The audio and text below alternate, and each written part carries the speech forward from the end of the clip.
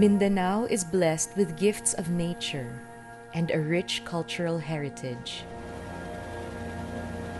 But in the past decades, its beauty has been marred by scenes of war and strife.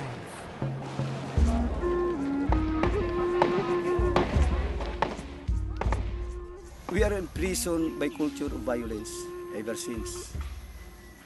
Even in our family, there is a culture of violence. Even in the community, in the environment. Even those who were tasked to keep the peace embraced the culture of violence. Because as a junior officer, what we are taught is to always go on offensive. During the time, sikat pag naka-enkwentro ka kagad, naka-recover ka ng baril, nakapatay ka. Our concept there was to always negotiate in a position of strength, meaning the government should be aggressive. This approach made the people in the community wary, suspicious, and even fearful of the military's presence. To tell you frankly, when it comes sa uniform men, parang nagkaroon sila ng trauma because of the encounter, the animosity, the prejudice, the biases being experienced. Meron ng human rights violation, may sasama ng loob. So nagpapatong-patong yung ill feelings ng community sa sundalo. Fortunately, these scenarios are slowly becoming a thing of the past. As peace is slowly coming to Mindanao, peace is also seen as a tool to be used by those trained in the art of war. The key phrase there is winning the peace as opposed to winning the war. We're starting to... Kaloyman Lupig is the president of Balay Mindanao, a non-government organization that promotes peace-building initiatives in Mindanao. Years and years of combat operations have not really solved the armed conflict in Mindanao. We are always reminded that the military is just a facilitator, is just a support agency in the other aspects of governance. Because if we will forget that, it might be not beneficial to the nation as a whole. When the Armed Forces of the Philippines launched its internal peace and security plan, dubbed Bayanihan, it started partnering with peace advocates like Balay Mindanao, knowing that the new battle would lie in changing mindsets and shifting paradigms. It is very important to have the space to build the confidence between and among the military, civil society, political movements, NGOs, church.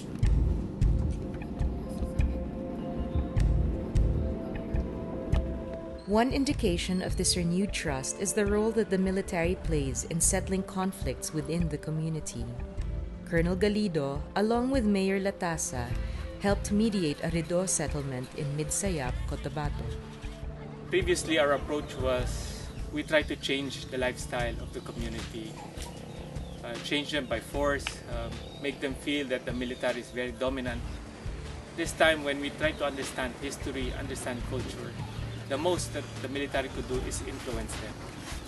But if they don't want to be influenced, they want their own way of life, the most that we can do is maintain peace. Make sure the people are safe, make sure the people would be able to do their work, make sure they sleep well at night and wake up in the morning to their work.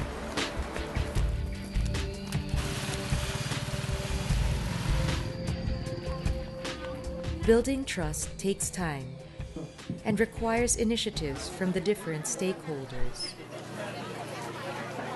In this way, the military has taken a step back from settling conflicts and given back the primary role of keeping peace and order to the local government units.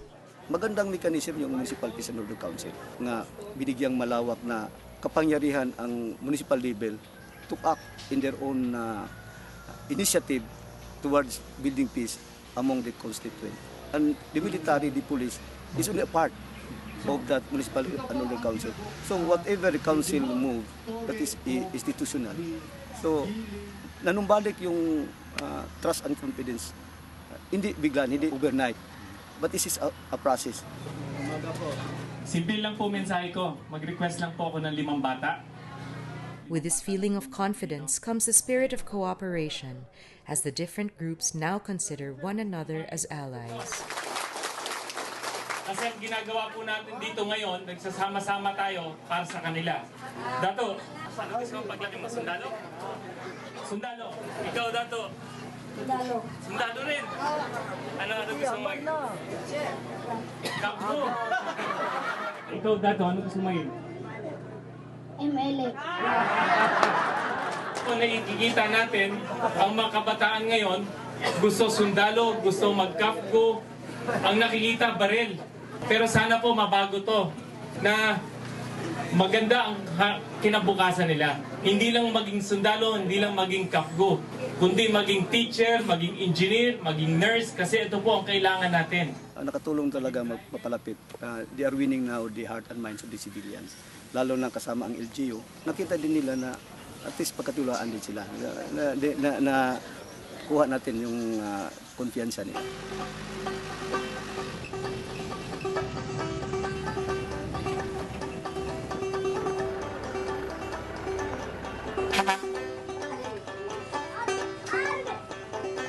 To underscore the military's appreciation of the people's culture as well as their needs, Colonel Galito's battalion helped a community in Aleosan build a madrasa.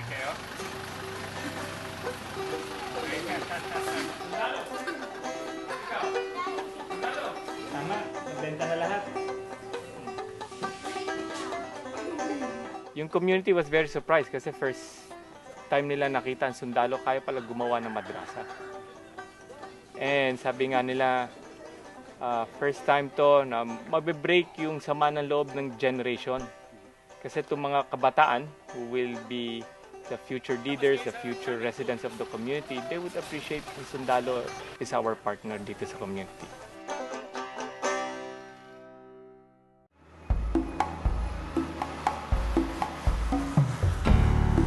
The lesson of peace is not an easy one to learn, especially if you've always been taught the art of war. But with strengthened partnerships and open communication between the different stakeholders, a genuine and lasting peace may soon come to Mindanao. We have to sustain this culture of peace. And that is our challenge. How to impress over the culture of violence, the culture of peace. Right now, our specific task is to win the peace. And definitely we cannot win the peace if we use a barrel of guns.